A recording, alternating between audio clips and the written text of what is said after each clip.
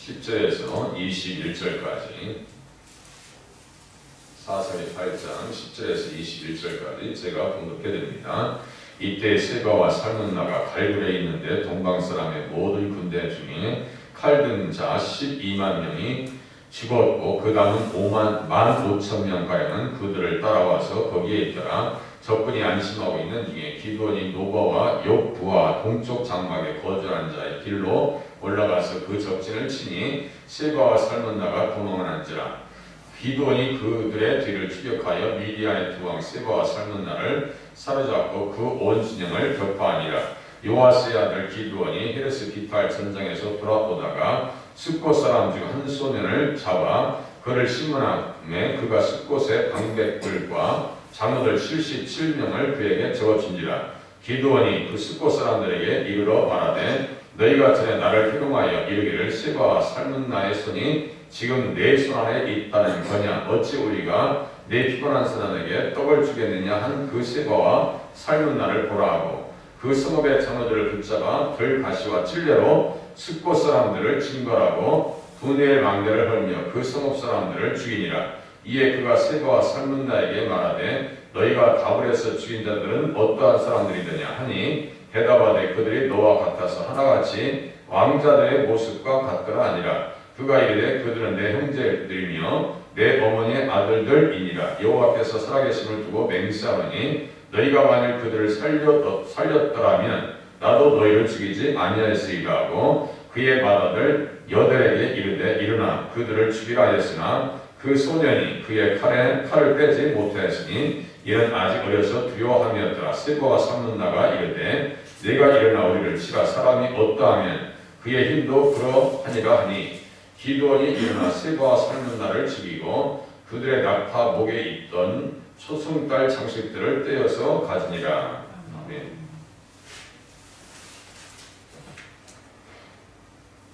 숫곳 사람들과 분이엘 사람들이 기드온이 승리할 줄 몰랐습니다. 육신적으로 생각한 거예요.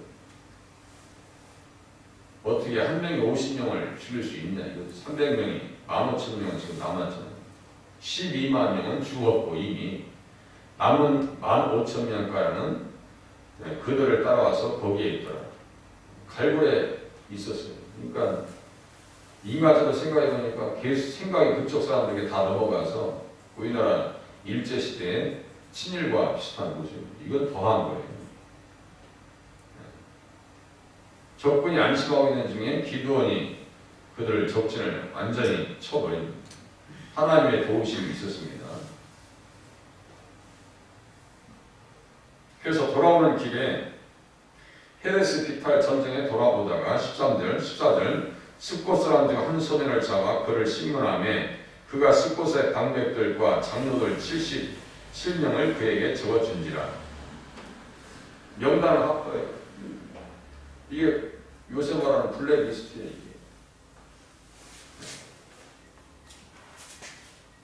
기드온이 숫곳 사람들에게 이르러 말하되 너희가 전에 나를 희롱하여 이르기를 세바와 살문나의 손이 지금 내 손에 있다는 거냐. 어찌 우리가 내 피곤한 사람들에게 떡을 주겠느냐 한 그 세바와 살문나를 보라 하고 희롱했다고 그랬어요. 희롱하고 조롱하고 희롱하고. 그러니까 기드온은 지금 언약의 불씨를 살리면서 지금 전쟁하고 있는 거예요. 어떤 언약이요? 아브라함과 이삭과 야곱에게 맹세하신 땅과 자손과 복이에요.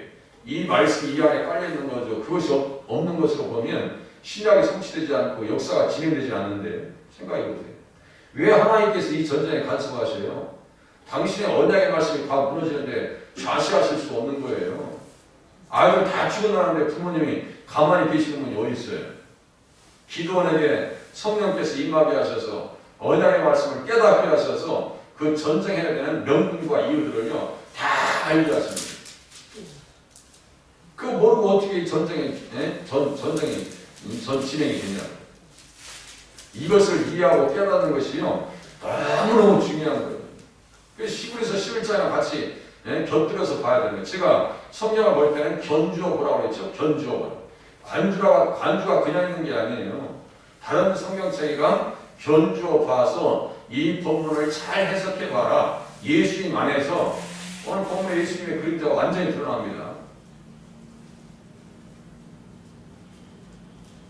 그래서 그 자녀들을 붙잡아서 들가시와 찔레로 숫곳 사람들을 징벌했더라. 여기 징벌했다는 것은 죽였다는 얘기는 아니에요. 여기는. 가르쳤다는 얘기, 한수 가르쳐. 도대체 알지도 못하고. 그리고 분야의 망대를 헐며 그 성읍 사람들을 죽이니라. 죽일 사람들을 죽이고 살릴 사람들 살리는 거예요. 친구는 사랑이 끊어지지 아니하고 형제는 의국한 때를 위하여 낳느니라. 전혀 말씀을 몰라요. 요셉이 왜 그 형제들을 살려줬는데요? 예수님 때문에 산 거예요. 유다 지파를 통해서 예수님 오실 것을 요셉이 알았을까요? 몰랐을까요? 알고 그 신앙생활 하는 거지. 모르고 어떻게 그런 결단을 해요? 그것도 대단한 형제예요. 저 같으면 대단한 형제라면요, 쳐다보지도 않아요. 그게 이 성경에서 쓰임받고 바짝바짝 빛나는 인물들 있죠? 이 사람들은 확실히 그리스도의 복음을 이해한 사람들이에요. 기도는 그렇게 지금 3대명이 그 구속사의 전쟁을 했은 전쟁터에 나가고 있는데 숫곳과 분열 사람들은 옆에서 딴전거리고 딴짓하고 조롱하고 희롱하고 보라 형제가 연합하여 동감이 어찌 그리 선하고 아름다워 형제는 위급한 때를 위해서 낳느니라. 신명기에도요, 너희 형제 중에서 가난한 사람이 있으면 마음을 완악하게 하지 말며 내 손을 움켜쥐지 말라 그랬어요. 반드시 내 손을 그에게 펴서 그에게 필요한 대로 쓸 것을 넉넉히 구워주라. 아니 기도원이 돌아갈 때 이 사람들 도와줬으면 가만 놨겠어요? 숫곳 사람들과 분열 사람들 요단강까지 건너와서 지금 도와주려고 와서 전쟁하고 있는데 누구를 위한 전쟁인데요? 자기들을 위한 전쟁이에요. 그죠? 자기들을 살리려고 하는 전쟁이에요. 그런데 아니 내 손에 무엇이 있다는 거냐? 어찌 우리가 내 군대에게 떡을 주겠느냐? 세바와 살문 나의 손이 지금 내 손에 있다는 거냐? 하면서 조롱하고 있는 거예요. 지금. 넉넉히 구워주라. 삼가 너는 마음에 악한 생각을 품지 마라 했어요. 이 악한 생각이 옛날 성경에서는 악령이라고 있거든요. 그게 뭐라 했어요? 벨리알이에요. 신명기 15장 9절. 그게 벨리알이에요. 벨리알은요 아무런 도움이 안 된다는 얘기예요. 벨리라고 하는 것이 없다는 얘기예요. 무익하다는 얘기예요. 그러니까 성경은요 이렇게 깊이 들어가면요 삶의 정황이 100%다 드러나게 되어 있어요. 숫곳은 같이 파가 있죠. 동쪽을 지금 요단강을 넘어왔어요. 그러니까 요단강에 이르러 건너고 사대에 써있죠. 요단강에 이고 건너고 갓, 르벤, 므낫세, 반지파 다 아브라함의 자손들에게 형제들입니다. 아브라함의 선민이라고. 그런데 도와주겠다는 소리 조롱하고 세바와 살문다가 내 손에 있다는 거예요. 한번 그거 데리고 와봐. 산채로 끌고 오잖아요. 산채로 끌고 와요.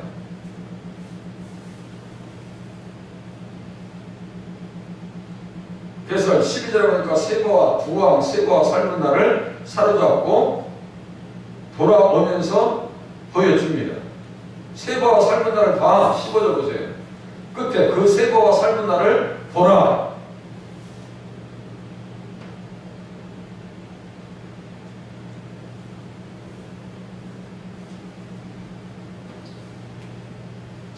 넘어갑니다. 이에 그가 세보와 살문나에게 말하되 너희가 가울에서 죽인 자들은 어떠한 사람들이더냐 하니 대답하되 그들이 너와 같아서 하나같이 왕자들의 모습과 같더라 하니라. 아부하는 말도 되지만요 실질적인 말도 됩니다. 하나님 백성들은 그렇게 이방인들이 봐도 왕자처럼 보이는구나.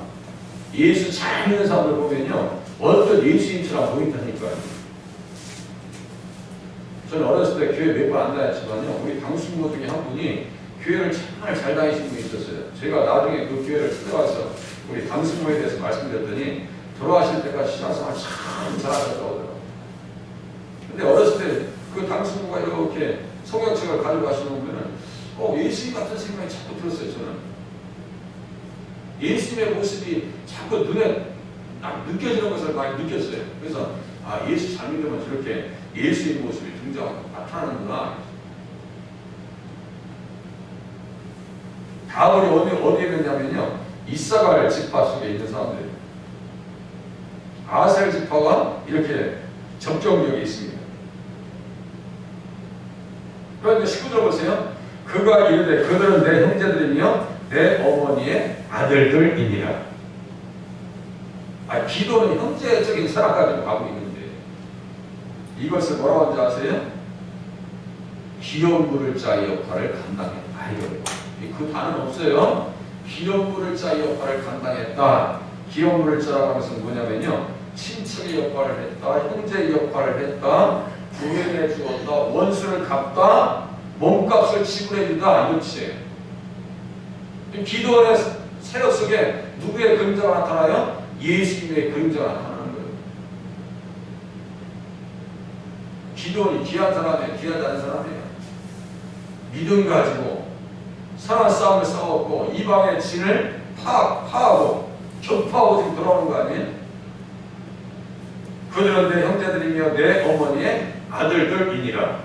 예수님께서 우리를 형제라 부르시기를 부끄러워하지 않았다는 말씀과 연결됩니다. 형제는 의급할 때 있느니라. 기도원이 그렇게 했죠. 예수님 우리가 다 사망 가운데 두려움 가운데 덜덜 떨고 있을 때 우리를 형제라고 부르시기를 부끄러워하지 아니하셨다. 내가 주의 이름을 내 형제들에게 선포하였다. 이렇게 주님께서 말씀하십니다. 그 형제적인 우리 주님의 사랑, 그 사랑이 누구에게 나타나고 있어요? 기도원에게 그대로 나타나고 있습니다. 8장 19절에 그가 이르되 그들은 내 형제들이며 내 어머니의 아들들이니라. 여호와께서 살아계심을 두고 맹세하노니 너희가 만일 그들을 살렸더라면 나도 너희를 죽이지 아니하였으리까 하고 그의 맏아들에게 죽이라고 못 죽이죠.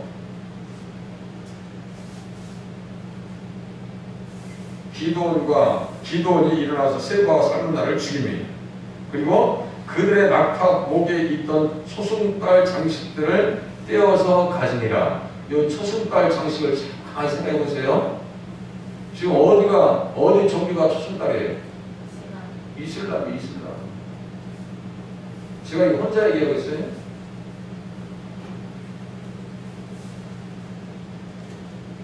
영역간에는요 같이 갈 수가 없어요. 여기서 우리는 기도원의 모습 속에서 누구의 모습을 봐야 돼요? 기업물을 짜, 우리의 친히 기업물을 짜 대신 예수님을 확인해야 돼요. 예수님이 우리의 기업물을 짜 형제로서 오셔서 이 땅에 우리가 죄와 사망 가운데 있는 우리들을 살려주었구나. 세바와 살문나의 집에 있었던 사람들을 기도원이 살려준 것처럼 그 시대에 기업물을 짜가 누가 있었어요? 보아스가 있었어요. 보아스. 그러니까 한 번도 성경은요 예수님을 증거하는 것을 포기한 적이 없어요. 지금 사사기 시대에 룻기가 나오죠. 룻기의 보아스를 통해서 그 시대 사람들은 누구를 봤어요? 예수님 봤고 사사들을 통해서 누구를 보고 있는 거예요? 예수님을 보고 있는 거예요. 너무나 정확해요. 너무나 정확합니다. 룻이 보아스를 만나서 인상이 바뀐 것과 같이 우리가 예수님 만나서요 우리의 삶 자체가 완전히 바뀌어야 돼요.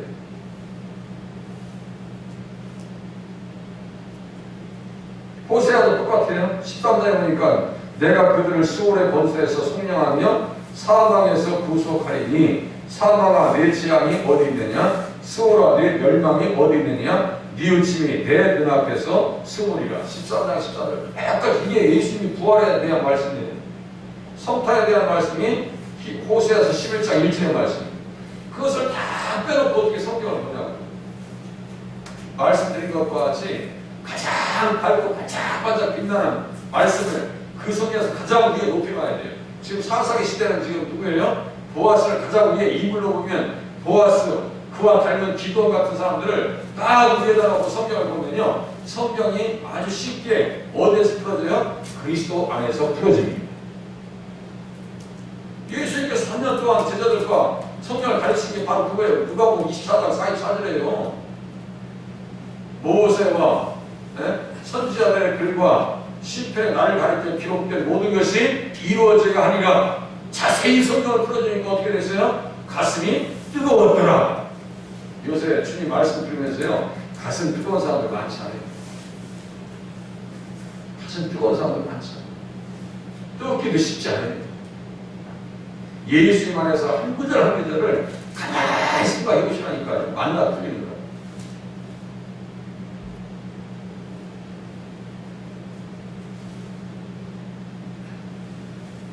속량자로 기도원이 사명을 감당한 것은 누구의 그림자라고요? 예수님의 그림자였더라.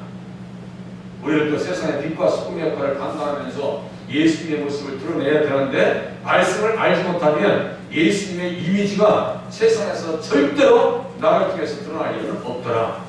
하나님 그리스도의 형상을 회복하게 하셔서 기도원과 같이 형제적인 사랑으로